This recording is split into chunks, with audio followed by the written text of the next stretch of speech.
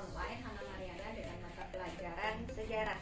Yang harus kamu lakukan sekarang adalah siapkan pulpen atau pensilnya, kemudian siapkan buku catatannya, karena selama pembelajaran berlangsung akan ada pertanyaan-pertanyaan yang akan Ibu lontarkan. Nah, pertanyaan-pertanyaan tersebut kamu catat, kemudian nanti kamu cari jawabannya. Materi yang akan kita bahas yaitu Demokrasi Pancasila Masa Orde Baru 1966 sampai 1998. Nah, akibat diterbitkannya Surat Perintah 11 Maret, maka sejak saat itulah Soeharto menjadi presiden pengganti dari Soekarno. Kenapa ya bisa dimunculkan Surat Perintah 11 Maret? Sejak itulah dikatakan pemerintahan Soeharto disebut dengan Orde Baru. Nah, pemerintahan Soekarno disebut dengan Orde Lama. Apa sih yang dilakukan Soeharto dari tahun 1966 sampai 1998? Yang dilakukan pertama kali Soeharto yaitu penataan politik Orde Baru. Nah, yang kita bahas adalah penataan politik Orde Baru, kemudian ekonomi. Politik dulu yang kita bahas. Yang pertama adalah pembubaran Partai Komunis Indonesia dinyatakan sebagai organisasi terlarang. Akibatnya di tanggal 18 Maret 1966 ada sekitar 15 menteri yang dianggap terlibat dalam gerakan 30 September 1965.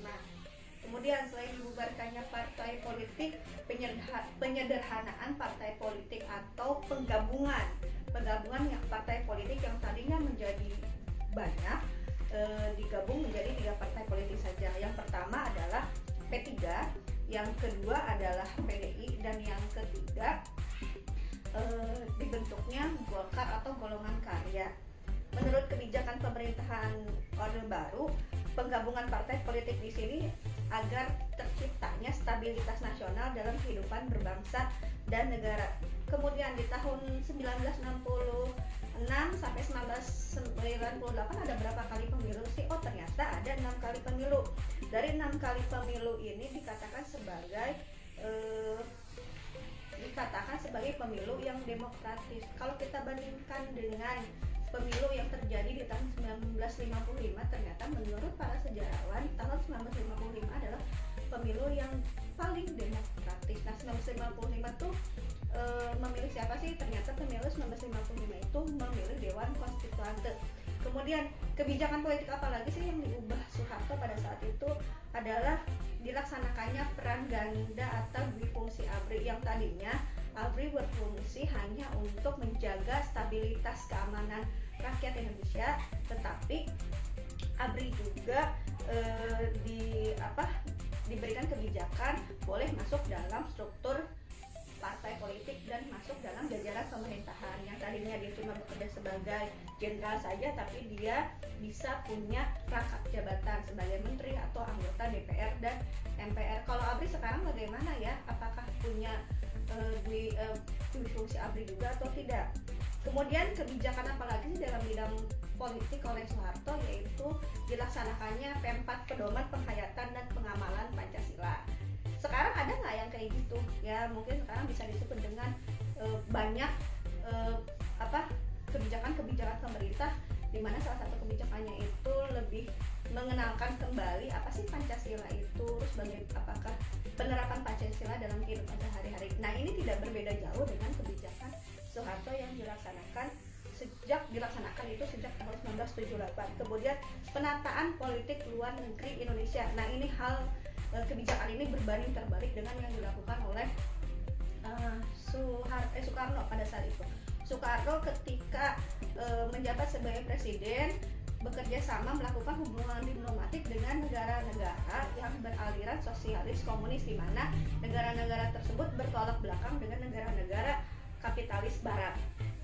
Nah, pada saat itu terjadi peristiwa Indonesia keluar dari anggota PBB karena Malaysia masuk dalam anggota PBB, yang menyatakan bahwa Soekarno pada saat itu berpikir Malaysia sebagai kaki tangannya Inggris, sehingga ngapain sih bekerja sama dengan negara-negara yang memang beraliran ideologi yang berseberangan dengan ideologi kita. Nah, kebijakan Soeharto berbeda. Ketika Soeharto menjadi presiden, yang dilakukan adalah memutuskan hubungan diplomatik negara Indonesia dengan negara-negara yang sebelumnya bekerja sama pada masa pemerintahan Soekarno. Salah satunya adalah Republik Rakyat Tiongkok.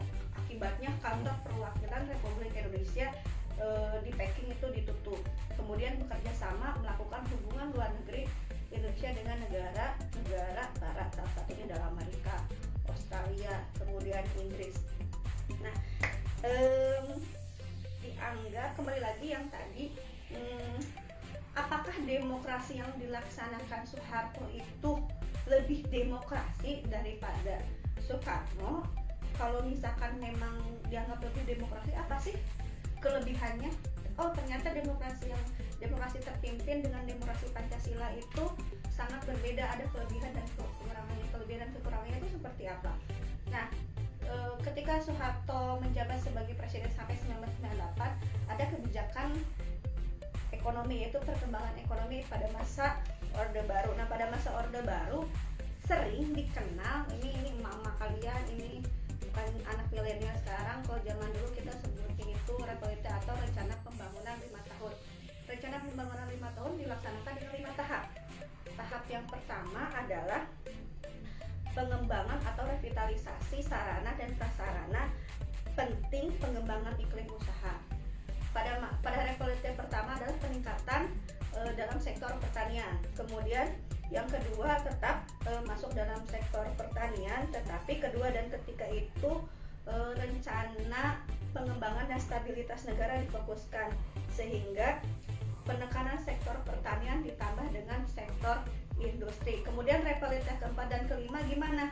Revitalisasi keempat dan kelima itu diterapkan pada tahun 1984 sampai 1994 ya, 1918 sampai 1994, di mana mulai terjadi peningkatan dalam bidang ekspor, yaitu peningkatan industri-industri.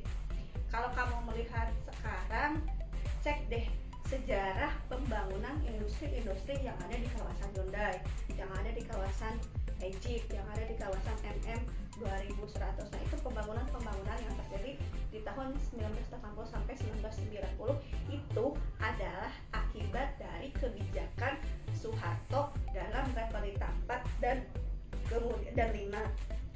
Nah, pada masa Orde Baru apakah tidak ada pemberontakan? Karena apakah Orde Baru itu lebih aman, karena ada kebijakan-kebijakan yang dilakukan oleh Soeharto lebih aman atau tidak? Kalau ada pemberontakan apa sih yang terjadi pada masa Orde Baru? Apakah berbeda pemberontakan yang terjadi di Orde Baru dengan Orde Lama? Kalau misalnya berbeda, apa yang berbedanya? Karena kalau misalnya kesamaannya, kata kuncinya adalah separatis, artinya ingin memisahkan diri. Kenapa ingin memisahkan dirinya? Ya, silahkan kamu jelaskan. Nanti kamu catat soal yang ibu berikan dimulai awal video pembelajaran sampai akhir dari video. Catat soal-soal atau pertanyaan-pertanyaan yang ibu lontarkan yang tidak dijawab oleh ibu. Kemudian kamu catat di buku catatan, kamu foto, kamu upload di kolom komentar grup Facebook kelas masing-masing. Kemudian yang paling tepat menjawab soal-soal yang ibu lontarkan tadi akan mendapat hadiah. Tentu saja yang paling kalian kangeni adalah beng-beng, nabati. Kemudian ada hadiah tambahan selanjutnya yaitu coki. Tapi ingat, catatan khususnya adalah yang paling tepat menjawab. Ingat, tidak boleh copy paste ya. Jadi kalau yang duluan bisa ngejawab pasti ada poin tambahan, belum tentu dia yang paling tepat dalam menjawab keseluruhan soal yang ibu berikan. Sekian materi dari ibu, saya cukupkan sekian. Wassalamualaikum warahmatullahi wabarakatuh.